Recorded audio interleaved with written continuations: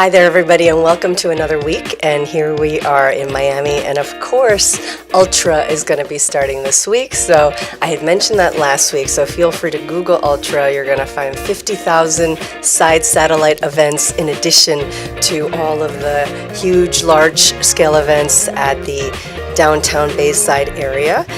Something else that's starting this week now is the Miami Open, and the Miami Open happens at the Crandon Park area, right in Key Biscayne, right over Rickenbacker Causeway, and that sort of starts at the beginning of Brickell. So one of the resource guides that I love, and there's many that I use, is Miami City Social, and they happen to mention it as well. So, but before I mention the tennis, let me just talk about another place you all can go check out that just opened recently, Zarsa Parilla Club. It's at the Shelbourne Hotel. I went to a media dinner with a friend, and it's got some interesting dim sum. It's Janine Booth and Jeff McInnes, they were both the couple, and they're the chefs that are heading it. So it's kind of like an American meets dim sum fusion of the East and West, and I had Googled what the word meant,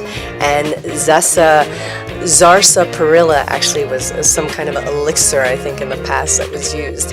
And it's got beautiful decor, a lot of the succulents and a lot of the interesting rope elements, and a lot of the blending of the natural woods, as you see, is there. And they really took this American dim sum concept of the fusion and took it to another level, which I love. Another restaurant that just opened up, which I think is quite interesting, is Kaori. And I went to that opening a week or two ago, and that is the chef that was Walter Martino, and this culinary journey is quite interesting as well. He's sort of deemed as the millionaire chef because I think someone had bought a plate from him that was Christian to be the $1 million plate. I think it was a sort of a prince from the Middle East or something of the sort. He used to work in Ibiza and different places like that, so I got to meet Walter Martino, very nice gentleman. The address there is 1250 Miami Avenue, South Miami Avenue, right there on Brickell as well. And so let's go back to some events and let's talk about the Miami Open, which has been going on for quite some time here.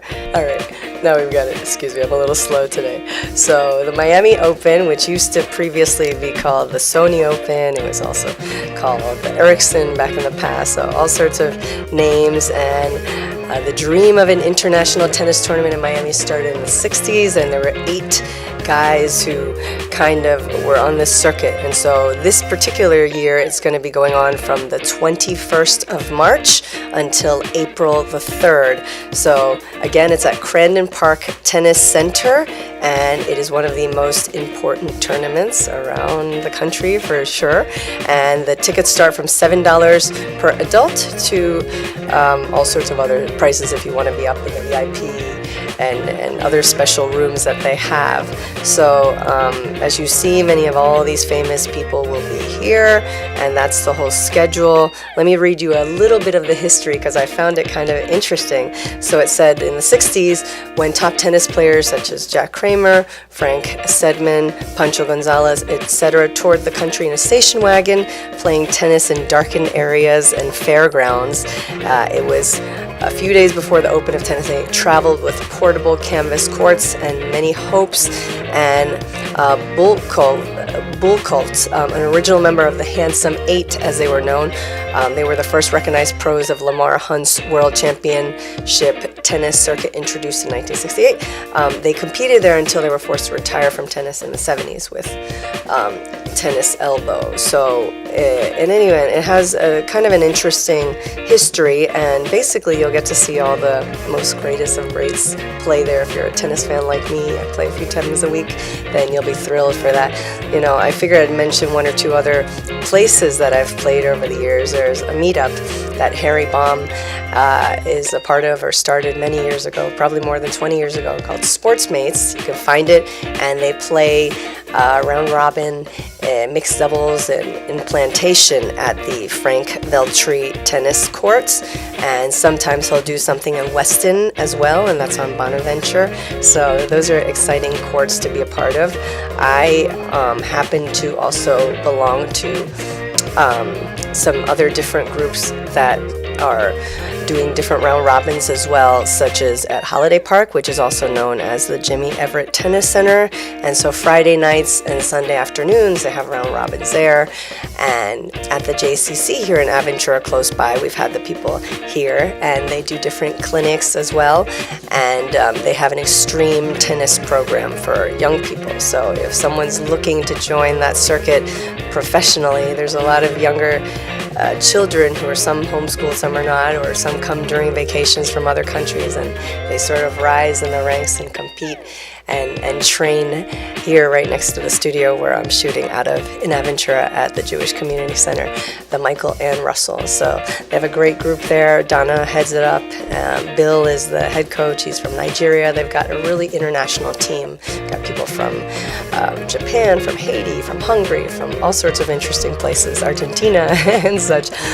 So I've learned a lot over the years there. And so one other last thing I was going to mention was some of these events related to the Ultra Music Festival are just being advertised everywhere. Everywhere you look, there's a different hotel, a different promoter who's having a different event at a different venue.